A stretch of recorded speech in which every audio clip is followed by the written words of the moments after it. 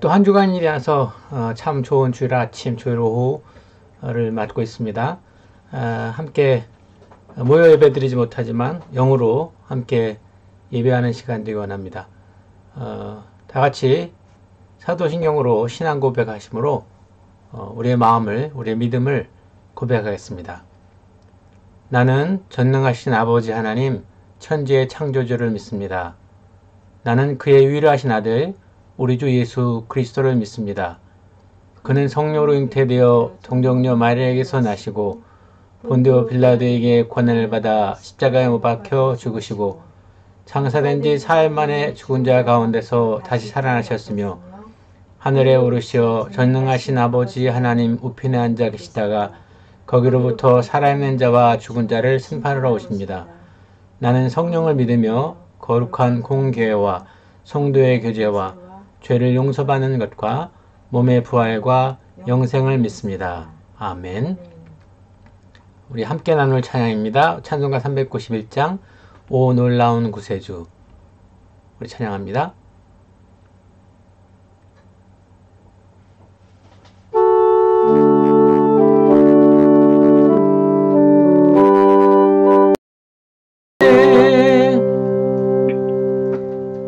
아멘. 우리 예배를 위해서 최송현 사모님 기도해 주시겠습니다. 하나님 감사합니다.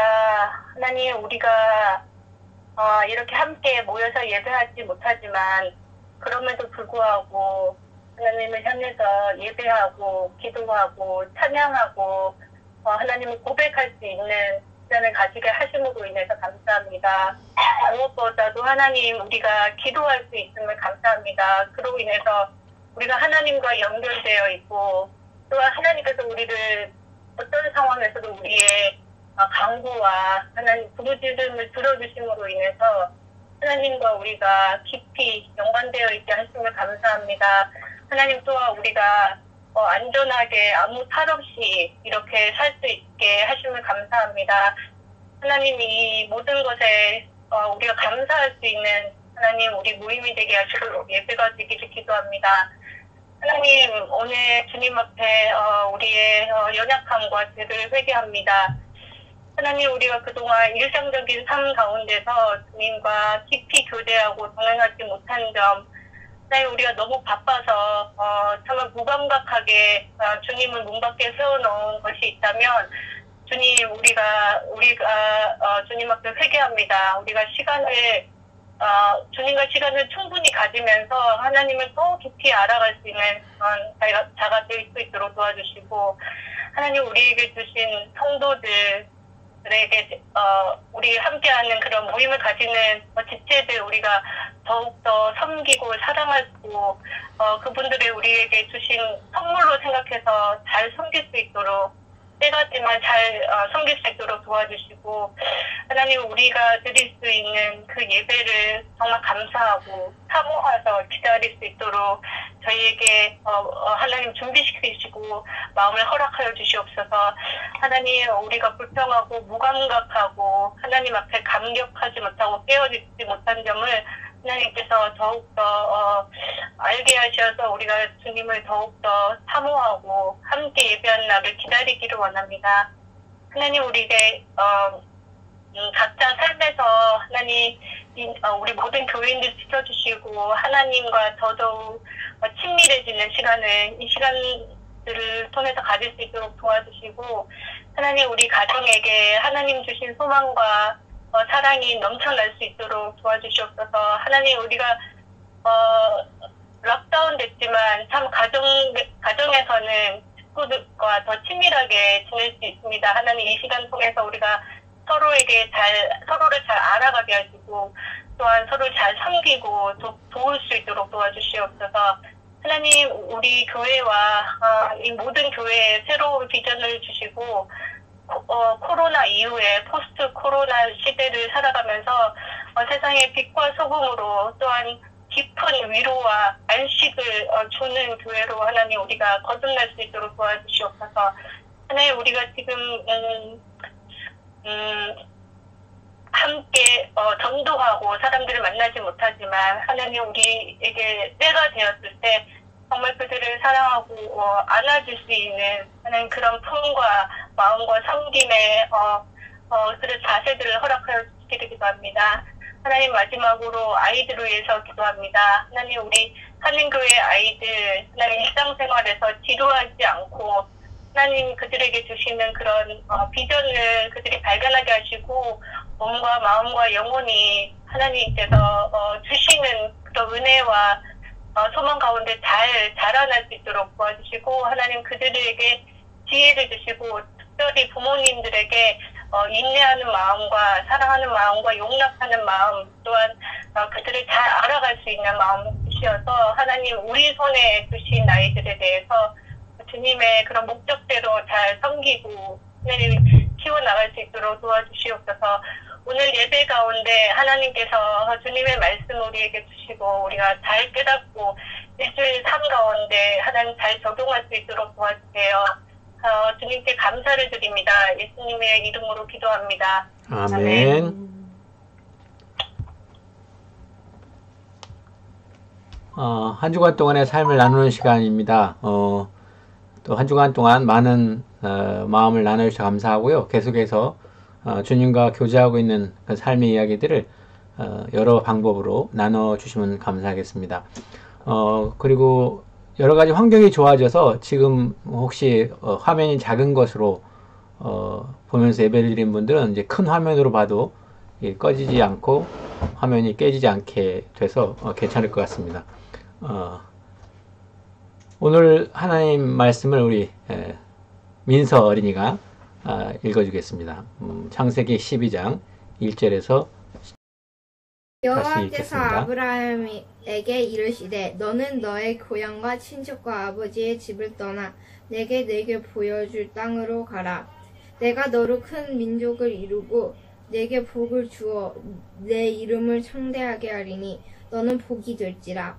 너를 축복하는 자에게 내가 복을 내리고 너를 저주하는 자에게 내가 저주하리니 땅의 모든 족속이 너로 말미암아 복을 얻을 것이라 하시니라.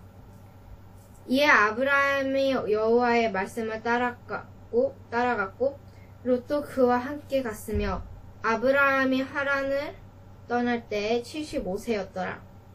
아브라함이 그 아내 사라와 조카 롯과 하란에게 모든 소유와 얻은 사람들을 이끌고 가나안 땅으로 가려고 떠나서 마침내 가나안 땅을 들어갔더라. 아브라함이 이 땅을 지나 세겜 땅 모래 상수리 나무에 이르니 그때에 가나안 사람이 그 땅을 거주하였더라. 여호와께서 아브라함에게 나타나 이르시되 내가 이 땅을 내 자손에게 주리라 하신지라. 자기에게 나타내신 여호와께 그가 그곳에 제단을 쌓고 거기서 베델 동쪽 산으로 옮겨 장막을 치니 서쪽을 베델이요 동쪽은 아이라. 그가 그곳에서 여호와께 제단을 쌓고 여호와의 이름을 불렀더니 점점 남방으로 옮겨갔더라.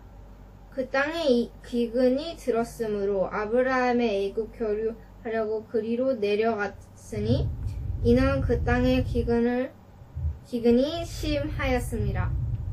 아멘. 함께 읽어준 우리 본 말씀을 중심으로 해서 우리 윤정주 목사님이 약속의 땅에도 기근은 오는가라는 제목으로 말씀을 전해주시겠습니다.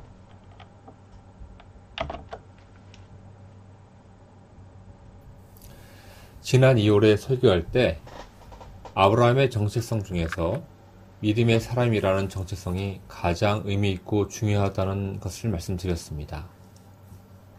우리가 가지고 있는 여러 정체성이 다 중요하지만 특별히 아브라함처럼 믿음의 사람이라는 정체성을 잘 형성하자고 권면을 드렸습니다. 4월에 설교할 때는 이렇게 믿음의 정체성을 가지고 있는 자로서 또한 그런 정체성을 계속 견고하게 단단하게 형성해 가고 있는 하나님의 백성, 하나님의 자녀로서 중요한 것은 바른 선택을 하는 것이라고 말씀드렸습니다. 바른 선택을 통하여 걷게 되는 믿음의 여정을 통해서 우리 각자의 신앙의 이야기들, 스토리, 서사, 내러티브들이 믿음의 정체성을 형성하게 된다는 것을 강조하였습니다.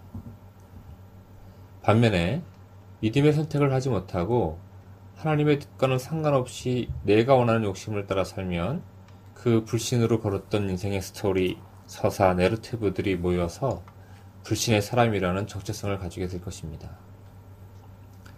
지난주 손 목사님께서 설교하신 내용을 기억해보면 하나님께 칭찬받는 왕도 있었고 꾸중 들었던 왕들이 있었습니다. 몇 명의 왕은 믿음의 사람이라고 불릴 수 있겠지만 대부분의 왕들은 잘못된 선택으로 이루어진 삶을 살아 불신의 사람이라는 딱지가 붙게 된다는 것을 알 수 있었습니다. 믿음으로 바른 선택을 하는 것이 결코 쉬운 것은 아닙니다. 때론 손해를 볼 각오도 해야 하고 때론 그 선택으로 사서 고생하게 되기도 합니다. 하지만 우리의 아버지가 되시는 하나님께서 원하시는 바른 선택을 하는 것이야말로 하나님을 기쁘게 하는 선택이고 그것이 자녀인 저희의 마땅한 일일 뿐 아니라 또한 기쁨일 것이라고 말씀드렸습니다. 이런 선택을 통해서 걸어가게 되는 저의 믿음의 여정이 결국은 우리의 믿음의 정체성을 더욱 견고히 하게 되는 것이며 참 믿음의 사람이라는 주변 사람의 인정뿐 아니라 하나님의 인정도 받을 수 있게 될 것입니다. 오늘은 이러한 길이 결코 꽃길 혹은 비단길이 아니라 때로는 고난의 길 혹은 역경의 길이 될 수 있다는 것을 말씀을 통해서 나누고자 합니다. 코로나 바이러스로 전 세계가 고통 가운데 있습니다. 이 코로나 바이러스가 우리 크리스찬 하나님의 백성들을 피해가면 좋겠지만 그렇지가 않습니다. 하나님의 백성들도 코로나 바이러스에 걸리기도 하고 심지어는 죽는 경우도 있습니다.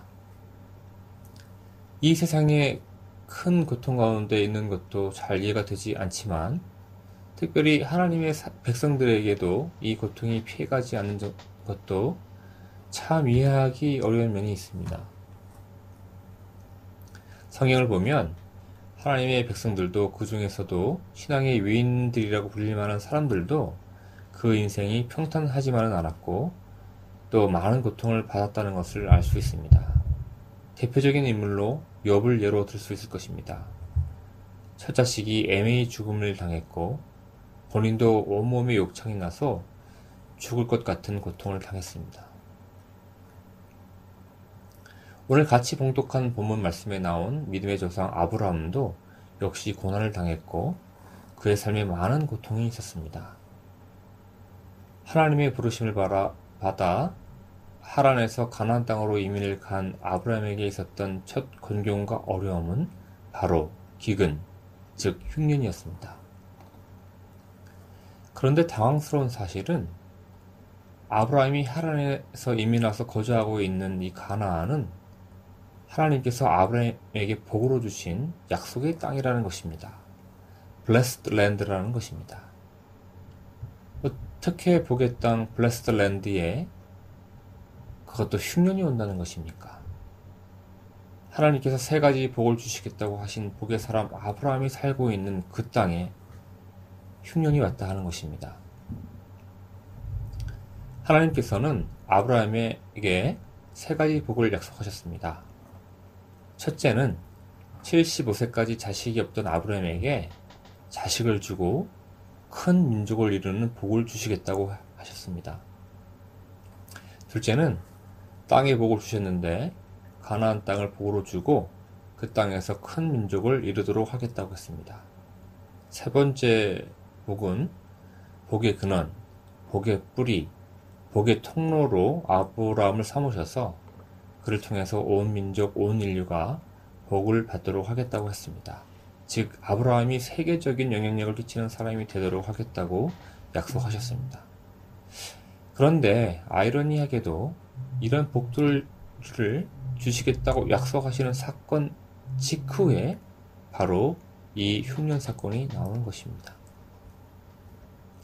이게 도대체 무슨 날벼락이란 말입니까?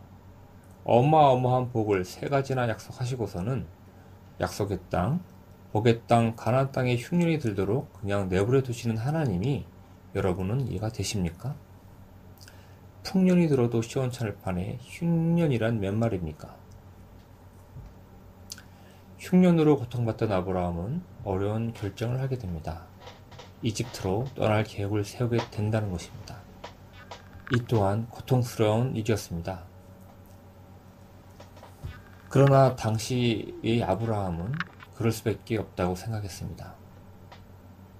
여러분, 교통수단이 발달한 지금도 이민 가는 게 쉬운 일이 아닙니다. 하율이도 영국으로 이사 올 때 고생하지 않았습니까? 모르겠다고요?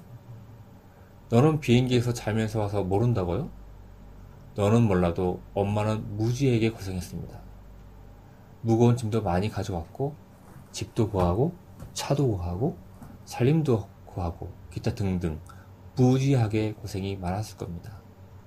하율이 네가 모른다고 엄마가 고생 안 한 것이 아닙니다. 지도를 보면 아버지가 원래 살던 곳 우르에서 하란으로 이동한 경로와 하나님께서 하란에서 불러서 가나안 땅으로 이동한 경로에 비해서 가나안 땅에서 이집트로 이동한 경로가 상대적으로 짧지만 그 거리가 정확하진 않을 수 있겠지만 제가 계산해 보니 약 700km 정도입니다. 보통 군인들이 1시간에 4km를 행군하죠. 군인들 걸음으로 264시간 정도 걸리는 거리예요. 하루에 약 10시간 행군하면 40km를 걷습니다. 약 26일 정도 걸리는 거리입니다. 그런데 가나안에서 이집트까지 가는 길이 광야와 사막길이 많아서 그보다 훨씬 더 오래 걸렸을 겁니다. 완전 고생길인 것이죠. 한국인 남자들은 대부분 군대를 갑니다. 군대에서 제일 힘든 훈련 중에 하나가 100km 행군을 하는 것입니다. 그런데 한국 군대에서도 가장 훈련이 힘든 부대가 있는데 그것이 바로 특전사입니다. 특전사에서 가장 힘든 훈련은 천리 행군입니다. 심리에 4km이니까 천리면 400km입니다. 400km를 걷는 훈련이 얼마나 힘든지 모릅니다. 그런데 700km를 걷는다고 생각해 보십시오. 물론 낙타를 타고 갔을 수도 있었겠지만 그 길이 결코 쉬운 길은 아니었을 것입니다. 힘들면 한 곳에 머물면서 며칠씩 쉬어갈 수도 있었겠지요. 어쨌거나 약속의 땅 가나안 땅에서 애굽에 가는 길은 정말 힘들고 힘든 길이었습니다. 고통스러운 일이었을 것입니다. 영어로는 suffering이라고 표현할 수 있습니다. 하나님의 부르심을 받고 가나안 땅에서 새로운 믿음의 인생을 시작한 아브라함의 인생길이 처음부터 세상 사람들의 기준으로 보면 순탄하지 않고 오히려 고생스러운 그런 인생이었습니다. 이 어려움 사실 시작에 불과한 것이었습니다. 아브라함이 받았을 그런 고통을 상상해서 제가 표를 한번 만들어 보았습니다. 첫 번째는 아까 말씀드린 것처럼 흉년을 피해서 이집트로 이동해야만 하는 그런 어려움이었습니다. 장기간 여행으로 육체적 고통도 있었을 것입니다. 바로 그 다음 사건으로는 바로에게 두려움에 느껴서 아내 사라를 누이로 속이는 그런 사건이 있습니다. 두려움과 불안이 있었을 것입니다. 그 다음으로는 아브라함의 목자들과 롯의 목자들이 서로 다투는 그런 어려움이 있었습니다. 그런 갈등으로 인해서 내적인 스트레스를 아브라함이 받을 수 있었을 것입니다. 그리고 친척 롯이 자신을 떠나는 그런 이별의 고통도 경험을 했고, 또 롯이 포로로 잡히는, 그래서 그 롯을 구하기 위해서 또 전투에 참여해야 되는 그런 불안과 또 신체적 심리적 고통을 경험하기도 했을 것입니다. 그리고 생년을 피해서 이집트로 이동했을 때처럼 또 아비멜렉에게 사라를 누이라고 속이는 그런 일이 있었습니다. 그 내면으로 역시 두려움과 불안을 느꼈을 것입니다. 제가 보기에 아브라함에게 가장 큰 고통은 바로 외아들 이삭을 바쳐야 하는 그런 상황이었을 것입니다. 아마 자신의 아들이 칼로 찔림을 당해서 죽는 그 고통을 생각했을 때 그 아버지로서 그 내적으로 얼마나 큰 번민에 시달렸을까 생각해 볼 수 있을 것입니다. 왜 복의 사람 아브라함의 인생이 세상 사람들이 생각하는 행복한 삶, 평안한 삶, 탄탄대로의 삶, 그런 복된 삶이 아니었을까요? 왜 하나님께서는 아브라함에게 이런 어려움을 허락하신 걸까요? 이런 어려움이 닥쳐올 때 미리 피할 길을 왜 열어놓지 않으신 걸까요? 아브라함은 복의 사람이 아니었습니다. 그의 자손 이삭 그리고 야곱도 복의 사람이었습니다. 하나님께서는 이들에게도 나타나셔서 아브라함에게 하신 복의 약속을 이들에게도 하셨습니다. 근데 이들의 삶도 아브라함의 인생처럼 순탄하지만은 않았습니다. 야곱은 자신의 삶이 얼마나 고통스러웠는지 이집트의 바로 왕에게 다음과 같이 고백합니다. 야곱이 파로에게 말했습니다. 제가 이 세상을 떠돌아다닌 횟수가 130년이 되었습니다. 제 조상들보다도 짧게 살았지만 고통스러운 삶이었습니다. 복의 사람인 야곱이 자신의 삶을 돌아볼 때 고달프고 고통스러운 삶이었다고 고백하고 있습니다. 시간 관계상 야곱이 어떤 고생을 했는지 살피는 것은 생략하도록 하겠습니다. 주 안에서 사랑하는 수완지 연합 한인교회 여러분, 여러분의 삶에도 고통이 있습니까? 아이들은 아이들대로 고통이 있고 청소년들은 청소년대로 또 어른은 어른대로 다 고통이 있습니다. 고통의 내용과 크기가 다 다를 수는 있어도 우리 삶에 고통이 전혀 없을 수는 없는 것입니다. 우리 믿음의 조상들도 다 그런 고통을 경험했습니다. 우리보다 훨씬 더 큰 고통의 삶을 통과했습니다. 고통에는 분명 유익이 있습니다. 우리 인생이 고통이 있다는 것은 역설적이게도 하나님이 선하시기 때문입니다. 오늘은 이 부분에 대해서 설교하지 않고 다음에 기회를 봐서 다시 나누도록 하겠습니다. 한편 우리의 삶에 고통이 있다는 사실을 인정한다면 자연스럽게 다음과 같은 의문이 생기게 됩니다. 첫째, 왜 인생에는 고통이 있는가? 둘째, 왜 전능하시고 좋으신 하나님은 인생에게 고통을 허락하시는가? 코로나 바이러스로 인해서 전 세계가 고통받고 있는 상황에 존 파이퍼 목사님은 코로나 바이러스와 그리스도라는 책을 썼습니다. 그리고 그 책에서 사람들이 다음과 같은 의문을 품을 수 있을 것이라고 했습니다. 그분은 코로나 바이러스가 창궐하고 있는 지금 당장은 대체 어디에 계시는 거요? 이 질문은 전능하시고 선하신 하나님이라면 이 질병으로 수많은 사람들이 고통을 당하고 죽임을 당하고 있는데 왜 그 전능한 능력으로 이 바이러스를 멈추지 않는 거요? 하나님이 선하시다는 것을 믿기 어렵소? 라는 질문과 같습니다. 고통의 문제와 관련하여 하나님의 전능하심과 선하심에 대한 이러한 의심 어린 질문은 사실 어제 오늘만의 질문이 아닐 것입니다. C.S. 루이스는 그의 책 고통의 문제의 2장 서두에 존 파이퍼가 내어놓은 질문과 비슷한 세상 사람들의 생각을 소개하고 있습니다.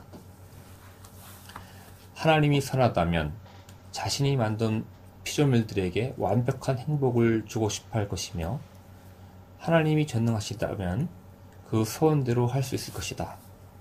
그런데 지금 피조물들은 행복하지 않다. 그러므로 하나님은 선하지 않은 존재이거나 능력이 없는 존재, 또는 선하지도 않고 능력도 없는 존재일 것이다. 그리고 그는 이 질문에 바르게 답하기 위해서는 전능과 선함의 개념을 잘 이해할 필요가 있다고 말합니다. 전능은 모든 것을 할 수 있는 능력이라는 뜻입니다. 성경은 하나님께는 불가능한 일이 없다고 말합니다. C.S. 루이스는 하느님이 전능하시다는 것은 내재적으로 가능한 일이라면 무엇이든 하실 수 있다는 능력이 있다는 뜻이지, 내재적으로 불가능한 일도 하실 수 있다는 뜻은 아니라고 말합니다. 다시 말하면 하나님은 기적을 행하시는 분이시긴 하지만 말이 안 되는 일을 하시는 분은 아니라는 것입니다. 이것은 그의 능력에 한계가 있다는 뜻이 아니라 하나님의 성품에 근거해서 서로 모순되는 일은 하나님께서 하실 수 없다는 뜻입니다.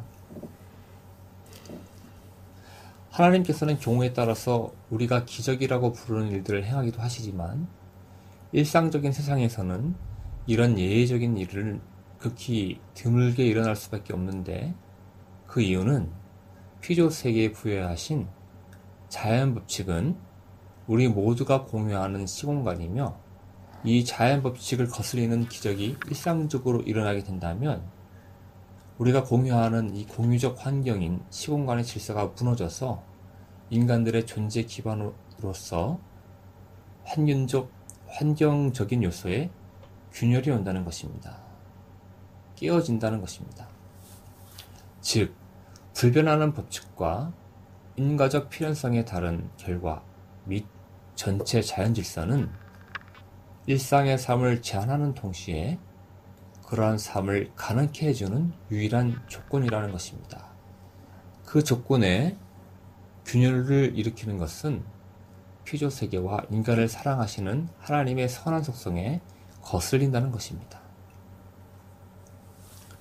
여기서 우리가 주목해야 하는 부분은 우리가 경험하는 고통은 하나님의 선한 속성에 근거한 자연 질서 및 자유의지와 맞물려 있다는 것입니다. 그러므로 고통은 필연적이라는 것입니다. 자연 질서가 우리의 일상을 제한하는 것과 인간이 자유의지를 가진다는 것은 필연적으로 고통이 동반된다는 것을 의미합니다. C.S. 루이스는 다음과 같이 그 이유를 설명합니다. 자유의지를 가진 영혼들이 호의 대신 경쟁으로 문제를 해결하려 들 수도 있기 때문입니다. 실제로 적대적이 되는 쪽을 택한 사람들은 물질의 변함없는 본질을 이용하여 서로에게 상처를 입힙니다. 우리는 나무의 항구적인 성질을 사용해서 대들보를 만들 수도 있지만 이웃의 머리를 내리칠 무기를 만들 수도 있습니다. 물질의 항구적인 성질이 있다는 것은 인간들이 싸울 때 명분은 없어도 무기와 기술과 숫자가 우세한 쪽이 대개 이기게 되어 있다는 뜻입니다. 하나님의 선한 속성은 인간에게 자유의지를 주셨고, 또한 인간이 존립할 수 있는 객관적 환경으로서 자연질서를 주셨는데, 인간은 그 자유의지로 자연질서로 인해서 가능한 무기를 만들어 고통을 일으킬 수 있다는 것입니다. 이것은 역설적이게도 고통은 하나님이 선하시기에 존재할 수 있다는 뜻이 됩니다. 하지만 이 말이 하나님께서 적극적으로 고통을 일으키신다는 뜻은 아닙니다.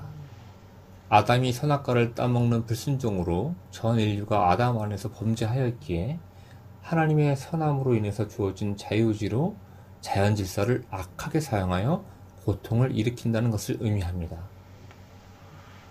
그렇다면 왜 인간에게 자유의지를 주셨는가? 라고 질문할 수 있습니다. 이것은 제가 2019년 10월에 설교할 때 자유의지가 없는 인간은 인공지능을 탑재한 로봇과 같은 것이고, 선한 하나님, 사랑의 하나님은 인간을 그런 로봇으로 지으실 수 없었다는 것을 설명드렸습니다. 요컨대 하나님의 선한 속성은 자유의지와 자연질서를 주셨고, 이것으로 인해서 고통이 올 수 있는데 이 고통을 제어하시지 않는 것을 하나님의 전능함과 관련하여 설명할 때 모순되는 것을 하실 수 없는, 즉 내재적으로 불가능한 것인지 하실 수 있는 능력이 없다는 것을 의미하는 것은 아니라는 것입니다. 코로나 바이러스는 하나님께서 인류를 심판하기 위해서 이 세상에 보내셨다고 생각할 수 없습니다. 오히려 하나님께서 우리 인류에게 맡겨주신 자연을 무분별하게 개발하고 파괴하는 과정에서 야생동물에 대한 접촉이 빈번해지다 보니 이렇게 야생동물에게 있던 바이러스가 인간에게 전염되게 된 것입니다. 그러므로 인간이 자유의지를 잘못 사용하여 고통을 받게 된 것이라는 것입니다. 결코 하나님께 책임을 돌릴 수 없고 우리 인간의 무절제함과 탐욕을 회개하며 앞으로 생태 환경을 잘 보존하기 위해 적극적인 노력을 해야 할 것입니다. 크리스천으로서, 하나님의 백성으로서 우리에게 주어진 책임은 무엇인가 깊이 생각해 보아야 할 것입니다. 우리는 다시 존 파이퍼의 질문으로 돌아옵니다. 그분은 코로나 바이러스가 창궐하고 있는 지금 당장은 대체 어디에 계시는 거예요? 이 땅에 고통이 있으니 하나님이 선하시지도 전능하시지도 않다는 것 같다는 이 세상 사람들의 질문에 존 파이퍼는 좀처럼 이해할 수 없을 것 같은 답변을 내놓습니다. 그것은 희망이요, 또 그 희망에서 비롯되는 기쁨입니다. 현재와 같은 상황에서 근심하는 자 같으나 항상 기뻐하는 비밀이란 코로나 바이러스를 멈출 능력이 있지만 그렇게 하지 않으시는 주권자께서 이런 와중에도 영혼을 지탱해주고 계시다는 것을 아는 것이다. 사실 하나님은 우리 영혼을 지탱해주는 것을 넘어서서 우리에게 달콤함을 주신다. 신자들을 위한 하나님의 목적은 심지어 그들이 죽는 순간에도 자비이다. 이에 대한 소망 가운데 우리의 영혼은 달콤함을 누린다 라고 그는 말합니다.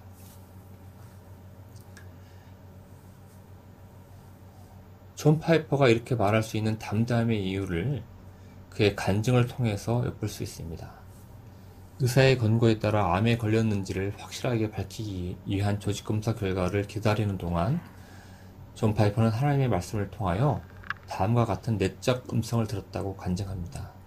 파이퍼야, 이것은 나의 진노가 아니다.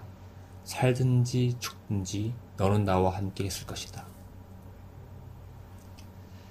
하나님이 우리를 세우심은 노하심에 이르게 하심이 아니요 오직 우리 주 예수 그리스도로 말미암아 구원을 받게 하심이라. 예수께서 우리를 위하여 죽으사 우리로 하여금 깨어있든지 자든지 자기와 함께 살게 하려 하셨느니라. 데살로니가전서 5장 9절에서 10절 말씀입니다. 깨어있든지 자든지, 즉 살든지 죽든지 나는 하나님과 함께 살 것이라는 확신이 그가 기뻐할 수 있는 이유였습니다. 고통이나 근심도 우리에게서 희망과 기쁨을 빼앗아갈 수 없는 것은 하나님께서 우리가 살아있든지 죽든지 늘 항상 함께 하신다는 사실에 기인한다는 것입니다. 영어 단어에 encapsulate라는 단어가 있습니다. capsulate라는 형용사는 캡슐이라는 명사에서 나왔는데 캡슐이 뭔지 여러분 다 아시죠? 그림에 보면 우리가 아플 때 먹는 약 중에 이렇게 생긴 약이 있습니다. 이것이 캡슐입니다. 캡슐 자체가 약이 아니라 캡슐 안에 있는 것이 약성분이 있는 그런 부분인데 캡슐은 정상적인 환경에서는 그 약성분을 보호해주는 역할을 합니다. 우리가 이 캡슐을 삼키면 위 속에서 녹아서 약성분이 인체에 흡수되죠. 평상시에는 캡슐이 이 약성분을 둘러싸고 있어서 보호를 해줍니다. encapsulate라는 영어 동사는 캡슐의 형용사형인 capsulate 앞에 in이 붙어서 능동적인 의미를 부여해줍니다. 무엇이 되도록 하다 혹은 하게 하다 이런 뜻이죠. 그래서 캡슐에 싸다, 넣다라는 뜻이 있고 또 캡슐에 싸듯이 조심스럽게 보호하다라는 뜻도 있습니다. 주 안에서 우리가 누리는 기쁨, 천국의 기쁨이 바로 캡슐처럼 우리를 감싸고 있습니다. 영어로 표현해 보자면 The joy of his kingdom encapsulates us 라고 표현할 수 있을 것입니다. 우리의 외적인 환경이 아무리 힘들고 어렵더라도 천국의 기쁨이 우리를 둘러싸고 있다면 그 환경으로 인해서 우리가 크게 낙심하거나 절망하지 않을 수 있을 것입니다. 아브라함이, 이삭이, 야곱이, 수많은 우리의 믿음의 조상들이 그들이 겪었던 수많은 어려움과 역경과 고통을 견디고 오히려 감사와 기쁨의 삶을 살 수 있었던 것은 바로 성령으로 내주하시는 하나님께서 우리가 살든지 죽든지 영원토록 우리와 함께 하신다는 사실을 믿는 믿음이 있었기에 가능했다는 것입니다. 우리에게는 이렇게 많은 믿음의 증인들이 있습니다. 그들의 삶은 우리에게 믿음이 무엇인지 말해주고 있습니다. 그러므로 포기하지 말고 우리 앞에 있는 경주를 열심히 합시다.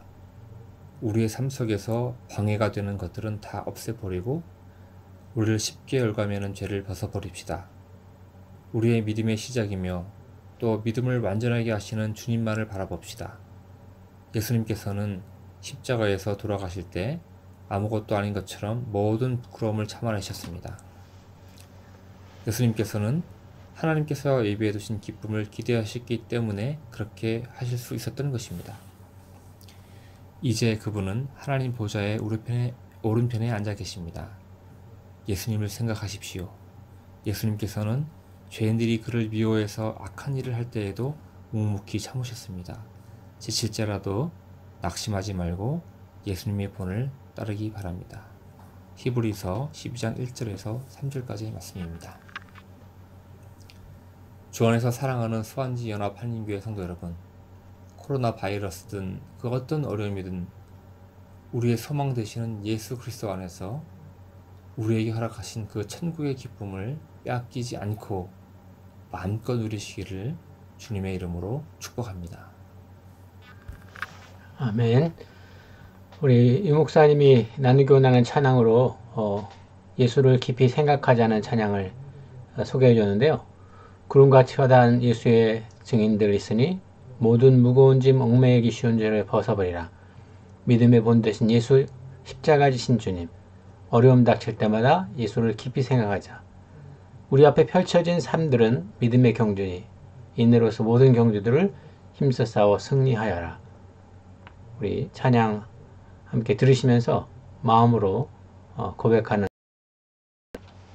우리 윤정주 목사님께서 축도해 주심으로 오늘 예배를 마치겠습니다.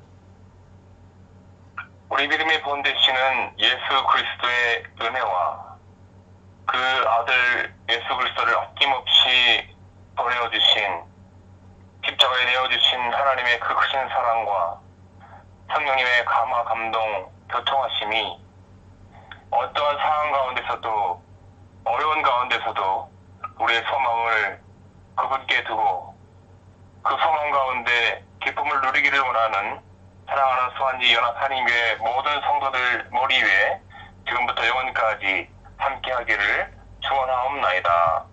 아멘.